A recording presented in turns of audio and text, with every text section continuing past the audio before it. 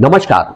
Supreme court के न्यायमूर्ति उज्जवल भुयान का Bhopal national law institute university में आयोजित एक लेक्चर व्याख्यान के दौरान बहुत अहम बयान सामने आया है, जिससे आज के कई sitting justice including CGI Suryakant को भी इससे सबक हासिल करना चाहिए। सुप्रीम कोर्ट के न्यायमूर्ति उज्जवल भुयान ने लोकतंत्र, अभिव्यक्ति की स्वतंत्रता और नागरिक अधिकारों पर अपनी चिंता व्यक्त करते हुए कहा कि भारत में असहमति, डिसेंट व्यक्त करने की सार्वजनिक जगह लगातार सिमटती जा रही है।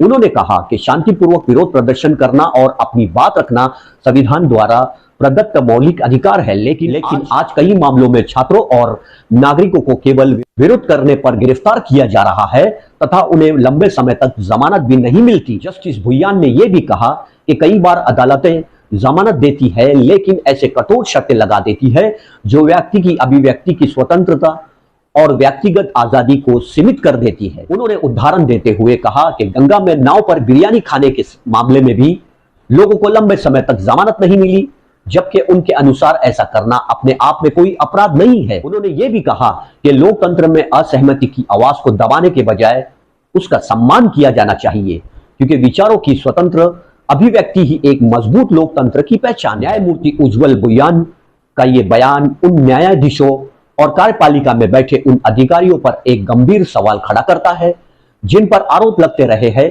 कि वे सत्ता के पक्ष लेते हुए लोकतांत्रिक तरीके से अपनी आवाज उठाने वाले नागरिकों के अधिकारों का पर्याप्त संरक्षण नहीं कर रहे हैं। न्यायमूर्ति उज्जवल भुयान का यह बयान उन न्यायाधीशों और कार्यपालिका में बैठे हुए अधिकारियों पर एक गंभीर सवाल खड़ा करता है, जिन पर आरोप लगते रहे हैं कि वे सत्ता का पक्ष लेते हुए लोकतांत्रिक तरीके से अपनी आवाज उठाने वाले नागरिकों के अधिकारों का पर्याप्त संरक्षण नहीं कर रहे हैं। लोकतंत्र की असली ताकत असहमति की आवाज को सुनने और संविधान के अनुरूप उसकी रक्षा करने में है, न कि उसे दबाने में। इस व्याख्यान को सुनने के बाद हम ये नहीं कह सकते कि पूरा सिस्टम ही करप्ट है। करप्ट वो लोग हैं जिन्होंने 20 जुलाई 2026 को खुलेआम जंतर मंतर पर युवा छात्रों पर लाठी बरसाकर लोकतंत्र की हत्या की। करप्ट वो न्यायाधीश है जिसे शिकायत पत्र मिलने के बाद भी युवा छात्रों पर हुए अत्याचार का स्वतः संज्ञान लेने की आवश्यकता महसूस नहीं हुई। लोकतंत्र में न्याय केवल होना ही नहीं चाहिए, बल्कि होता हुआ दिखना भी चाहिए। इतिहास हर निर्णय और हर चुप्पी का हिसाब जरूर रखता है। संविधान की रक्षा तभी संभव है जब न्याय निष्पक्ष और निर्भीक हो। सवाल पूछना लोकतंत्र की ताकत है, अपराध नहीं। न्याय में देरी और अन्याय पर चुप्पी दोनों लोकतंत्र के लिए गंभीर चुनौती है। धन्यवाद।